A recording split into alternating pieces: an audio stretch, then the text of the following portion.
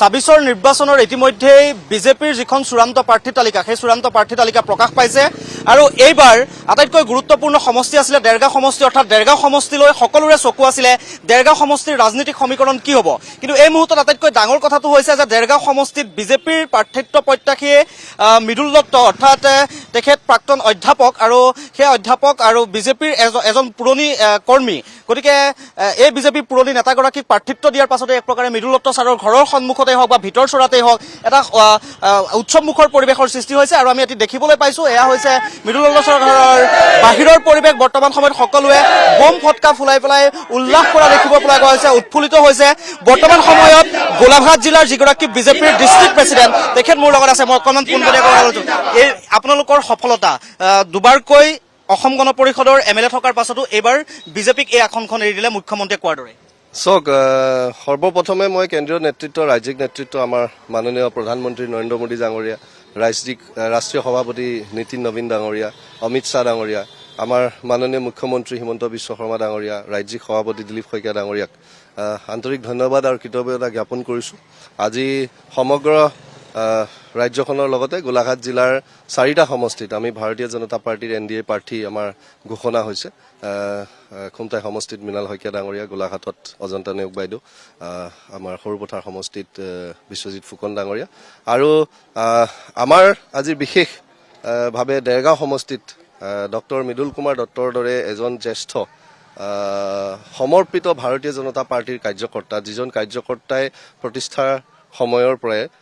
সংগঠনটোৰ বিস্তাৰৰ ক্ষেত্ৰত সংগঠনটো শক্তিশালী কৰাৰ ক্ষেত্ৰত নিজৰ অৱদান আগবঢ়াই আহিছে আমাৰ দৰে উঠি অহা প্ৰজন্মক ভাৰতীয় জনতা পাৰ্টিৰ হৈ সমৰ্পিত কাৰ্যকৰ্তা হিচাপে কাম কৰিবলৈ যিজন ব্যক্তিয়ে উৎসাহিত কৰি আহিছে তেনে এজন ব্যক্তিক কেন্দ্ৰীয় নেতৃত্ব ৰাজ্যিক নেতৃত্বই নিৰ্বাচনত প্ৰতিদ্বন্দ্বিতা কৰিবৰ বাবে NDA প্ৰাৰ্থী হিচাপে দেৰগাঁৱত প্ৰক্ষেপিত কৰাৰ বাবে আমি নথৈ আনন্দিত হৈছোঁ আৰু কেন্দ্ৰীয় তথা ৰাজ্যিক নেতৃত্বক আমি ধন্যবাদ আৰু কৃতজ্ঞতা জনাইছোঁ সকলোৰে একেমুখে ক'ব পাৰিবনে যে এইবাৰ দেৰগাঁও সমষ্টিত বিজেপিৰ জয় নিশ্চিত হয় দেৰগাঁও সমষ্টিত NDAৰ সমৰ্থিত প্ৰাৰ্থী ডক্টৰ মৃদুল কুমাৰ দত্ত ডাঙৰীয়াই পদুম ফুলৰ চিহ্নত বৃহৎ ব্যৱধানত বিৰোধীক পৰাভূত কৰি আহি থকা বিধানসভা নিৰ্বাচনত জয়যুক্ত হ'ব আৰু দেৰগাঁও সমষ্টিৰ ৰাইজৰ উন্নয়ন আৰু প্ৰগতিৰ যি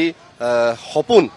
মাননীয় মুখ্যমন্ত্ৰী মহোদয়ৰ অসমখনক লৈ যি উন্নয়ন আৰু প্ৰগতিৰ যি অগ্ৰগামী যাত্ৰাৰ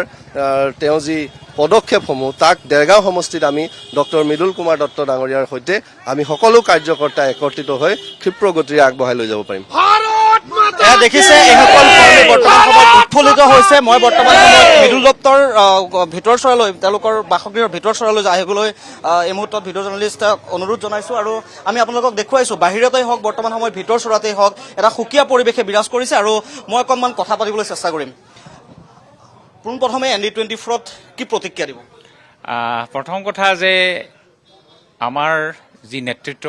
বিশেষকৈ অসমৰ মাননীয় মুখ্যমন্ত্ৰী হিমন্ত বিশ্ব শৰ্মা ডাঙৰীয়া ৰাজ্যিক সভাপতি দিলীপ শইকীয়া ডাঙৰীয়া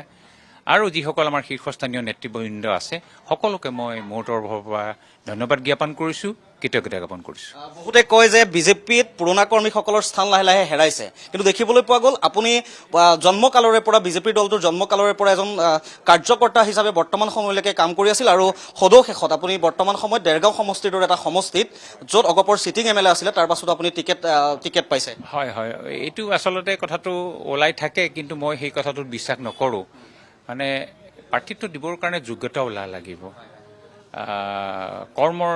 পাৰদৰ্শিতা লাগিব এতিয়া আমাৰ ধৰক 30 বছৰীয়া যাত্ৰা এই দলটোত যিটো পৰিক্ৰমা মোৰ মই দলে যি দায়িত্ব দিছে সকলো দায়িত্ব সুন্দৰভাৱে পালন কৰিছোঁ আৰু দলে এটা স্বীকৃতি দিছে আমাৰ ত্যাগৰ স্বীকৃতি দিছে আৰু এটা মোক মৰ্যাদা প্ৰদান কৰিছে দেৰগাঁৱক লৈ পেলাই আপোনাৰ হয়তো বহু পৰিকল্পনা আছে যদি এতিয়াতো ভাবিছে চাগে আপোনাৰ জয় নিশ্চিত হয় জয়টো নিশ্চিত প্ৰচণ্ড জয়েই নহয় প্ৰচণ্ড জয় হ'ব ইয়াতে আমাৰ সহযোগী যিবিলাক আমাৰ NDA দল আছে সকলোৱে মোৰ প্ৰতি সমৰ্থন আগবঢ়াইছে আৰু আমাৰ সংগঠন শক্তিশালী সংগঠনৰ ওপৰত আমাৰ বিশ্বাস আছে আৰু মই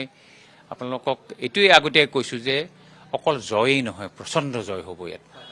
বহুকেইজন প্ৰাৰ্থিত্বৰ দাবীদাৰ আছিলে তাৰ মাজত আপুনি দেৰগাঁও সমষ্টিৰ পৰাই প্ৰাৰ্থিত্ব পালে গতিকে তেনে ক্ষেত্ৰত কিবা বিদ্ৰোহ বিসম্বাদ এনেকুৱা হোৱাৰ সম্ভাৱনা আছে নেকি নাই তেনেকুৱা একো নাই আমাৰ সকলোৰ লগত মধুৰ সম্পৰ্ক আছে আমাৰ ধৰক পৰীক্ষিত দত্ত ডাঙৰীয়া আছিলে তেখেতৰ লগত তেখেত মোৰ ঘৰলৈ আহিছে আজি কেইদিনমানৰ আগত। সকলো ঠিক আছে, আমাৰ ময়ূৰ ফুকন সকলো মোৰ ভাতৃৰ নিচিনা যিসকল আছে সকলোৰ লগতে মোৰ সম্পৰ্ক ভাল, সকলোৱে সহায় কৰিব। এয়া হৈছে যিগৰাকী দেৰগাঁও সমষ্টিৰ বৰ্তমান সময়ত বিজেপিৰ প্ৰাৰ্থী। গতিকে আমি আপোনালোকক দেখুৱালো, এয়াই হৈছে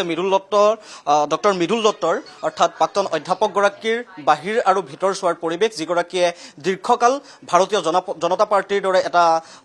দলক সেৱা আগবঢ়াই আহিছে আৰু সদৌ শেষত তেখেতে প্ৰাৰ্থিত্ব পাইছে আৰু সকলোৱে আশা কৰিছে যে এইবাৰ তেখেতে কোৱাৰ দৰে যে প্ৰচণ্ড জয় তেওঁলোকৰ নিশ্চিত বুলি তেওঁলোকে ক'ৰবাত তেওঁলোকৰ যি আত্মবিশ্বাস সেই আত্মবিশ্বাস প্ৰকাশ কৰিছে।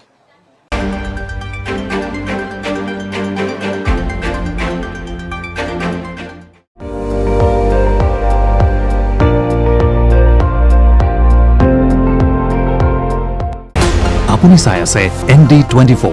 সৰ্বশ্ৰেষ্ঠ নহয় সৰ্বোত্তমৰ দৌৰ।